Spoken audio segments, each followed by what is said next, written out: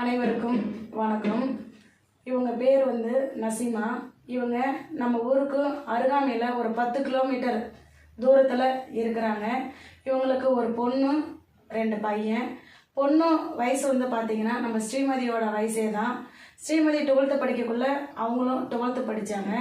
இப்போ நம்ம தங்கம் எப்படி காலேஜ் சேர்ந்தோமோ அதே போல் அவங்களோட பொண்ணும் காலேஜ் சேர்ந்துருக்காங்க. பையன் 8வது, இன்னொரு பையன் 6வது படிக்கிறான். அவங்களுடைய வீட்டுக்காரர் உடல்நல சரியில்லாத காரணத்தால் தவறிட்டார். அவங்க ஒத்த பொம்பளையாக 3 குழந்தையும் நம்ம எப்படியாவது படிக்க வைக்கணும் அப்படின்னு கஷ்டப்பட்டு படிக்க வச்சுட்டு வராங்க. ஒரு பொண்ணாக எப்படி கஷ்டப்படணும் அப்படிங்கிறது எனக்கு நல்லாவே தெரியும். நானும் அந்த கஷ்டத்தெல்லாம் அனுபவிச்சிருக்கேன். அதனால இப்போ பாப்பா காலேஜ் படிக்கிறதுக்கு அவங்க சிரமப்பட்டு பாப்பாவோட ஆசையை நிறைவேற்றணும் அப்படிங்கிறதுக்காக அவங்க காலேஜ் சேர்த்துருக்காங்க.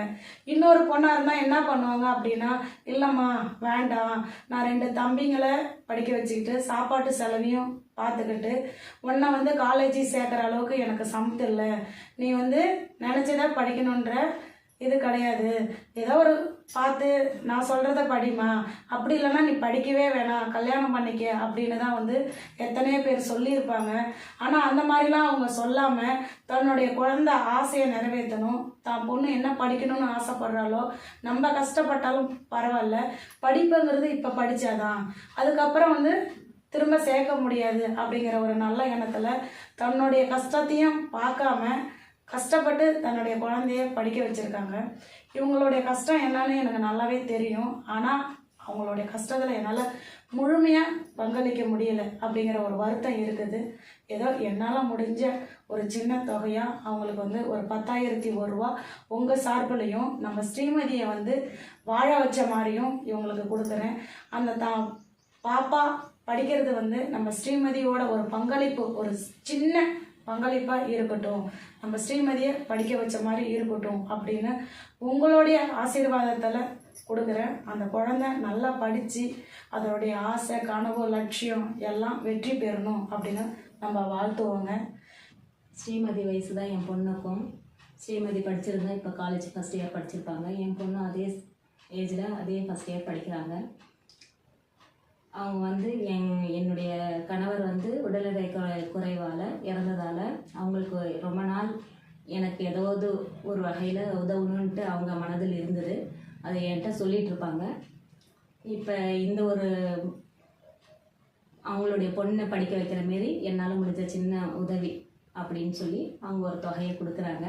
அதை நான் சந்தோஷமாக ஏற்றுக்கிறேன். அவங்க பொண்ணுக்கு கொடுக்குற மாரி நான் நினச்சி அவங்க பொண்ணுக்கு நான் செய்கிறேன் அப்படின்னு சொன்னாங்க. என் பொண்ணு மாதிரி தான் அப்படின்னு சொன்னதால் எனக்கும் சந்தோஷத்தில் நானும் ஏற்றுக்கிட்டேன். எனக்கு இன்னும் 2 பிள்ளைங்க இருக்காங்க. 8th 6th படிக்கிறாங்க. நானும் ரொம்ப கஷ்டப்பட்டு தான் படிக்க வைக்கிறேன். அதனால் இவங்க கொடுத்த ஒரு தொகை எனக்கு ரொம்ப ஹெல்ப்ஃபுல்லாக இருக்கும்.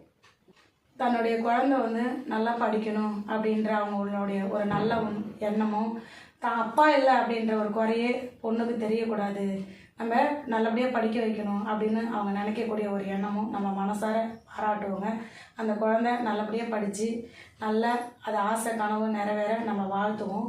இப்போது இதே போல் நம்ம ஒவ்வொருத்தங்களுக்கும் நம்மளால் முடிஞ்ச ஒரு சின்ன சின்ன ஹெல்ப்பை பண்ணிக்கிட்டே இருப்போங்க. அதன் மூலம் எல்லா இடத்துலையும் நம்ம ஸ்ரீமதி வாழ்ந்துக்கிட்டு தான் இருப்பாள். அவன் ஒரு முறை தான் கொண்டான், ஆனால் உலகமே ஸ்ரீமதி வாழ்ந்துக்கிட்டு இருக்கா. இதே போல் பாருங்கள், என்னைக்கா இருந்தாலும் நம்மளோட விடாமுயற்சியில் நம்ம நீதிக்கான பயணத்தில் தொடர்ந்து பயணிச்சுட்டு தான் இருப்பேன். எந்த மிரட்டல் வந்தாலும் எந்த இது வந்தாலும் நான் யாருக்கும் பயப்படாமல் உங்களுடைய ஆதரவில் தொடர்ந்து ஸ்ரீமதி கேஸை விடாமல் பயணிச்சுட்டு இருப்பேன்.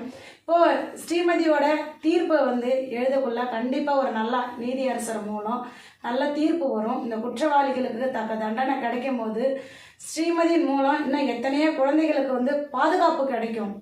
இப்போது இவனுக்கு கிடைக்கக்கூடிய தண்டனையில் இருந்து தான் ஸ்ரீமதி மாதிரி இன்னும் எந்த ஸ்ரீமதிக்கும் வராமல் இருக்கிறதுக்கு என் தங்கம் ஒரு துருப்பு சீட்டாக இருந்திருக்கு. கண்டிப்பாக ஸ்ரீமதி தீர்ப்பு நல்ல தீர்ப்பாக வரும்போது அப்போ கொலைகாரன் நினைப்பான் நம்ம கொலை பண்ணது தப்பு அப்படின்னு, கொலைகாரனே உணர்வாங்க. ஸ்ரீமதியோட தீர்ப்பு கண்டிப்பாக ஒரு நல்ல நீதி அரசர் மூலம் நல்ல தீர்ப்பாக வரும்னு நம்ம எதிர்பார்ப்போங்க. நம்மளால் முடிஞ்ச ஒரு சிறு தொகை கொடுக்குறேங்க. இதே போல் எத்தனையோ குழந்தைங்களுக்கு கொடுத்து நம்ம ஸ்ரீமதியை வாழ வச்சு அவளுடைய ஆசை கனவு நிறைவேற மாதிரியும் இந்த குழந்தைங்களோட ஆசை கனவு நிறைவேற மாதிரி உங்களோட ஆதரவில் கொடுக்குறேங்க. நன்றி. நன்றி, வணக்கம்.